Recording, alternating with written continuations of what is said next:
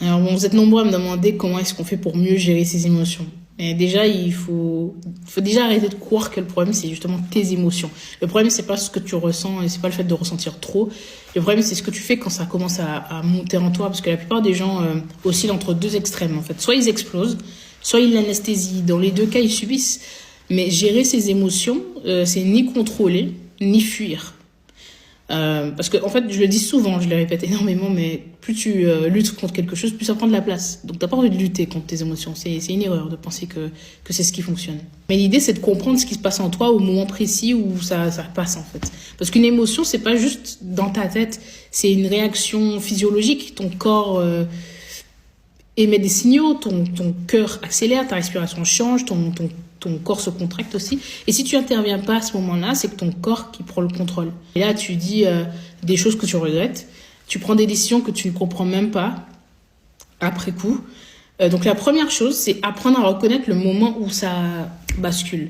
Pas quand tu es déjà à 100%, mais quand tu passes de 20 à 40 par exemple, ce moment où tu sens que quelque chose te dérange, mais que tu pourrais encore agir différemment avant que ça explose. Et c'est là que tout se joue pour toi.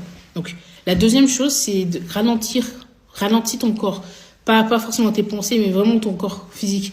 Parce que vouloir penser autrement, quand ton système nerveux est déjà en tension, ça fonctionne pas.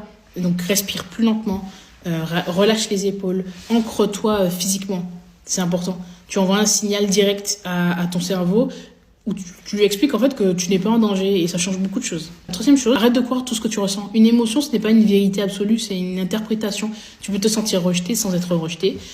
Tu peux te sentir abandonné sans être abandonné. Ton cerveau projette, il anticipe, il essaie de te protéger, c'est normal. Mais il se trompe aussi, il se trompe souvent. Donc au lieu de réagir immédiatement, pose-toi une question simple. Qu'est-ce qui est réellement en train de se passer actuellement, factuellement, concrètement? Pas juste dans ta tête, mais dans la réalité. Et enfin, le point le plus important, arrête de vouloir supprimer tes émotions. Comme je disais, ne pas lutter contre. Et elles sont là pour te donner une information. Ce sont des indicateurs. La colère te parle de tes limites. La tristesse te parle d'une perte. La peur te parle d'un danger réel ou perçu. Et si tu les ignores, elles reviennent encore plus fort. Donc si tu les écoutes, elles se calment. Donc gérer ces émotions, ce n'est pas devenir froid, encore une fois, mais c'est devenir lucide, plus lucide. C'est être capable de ressentir sans se perdre dans toutes ces émotions. Et ça, c'est une compétence. Ça s'entraîne. Donc chaque fois que tu choisis de ne pas réagir impulsivement, chaque fois que tu prends une seconde pour observer plutôt que subir, tu es en train de te reprogrammer. Donc si tu veux apprendre à faire ça en profondeur, pas juste en surface, abonne-toi et tu as aussi la possibilité de réserver un appel avec moi de coaching, un appel express ou alors un coaching. Le lien est juste dans ma bio ou juste en dessous.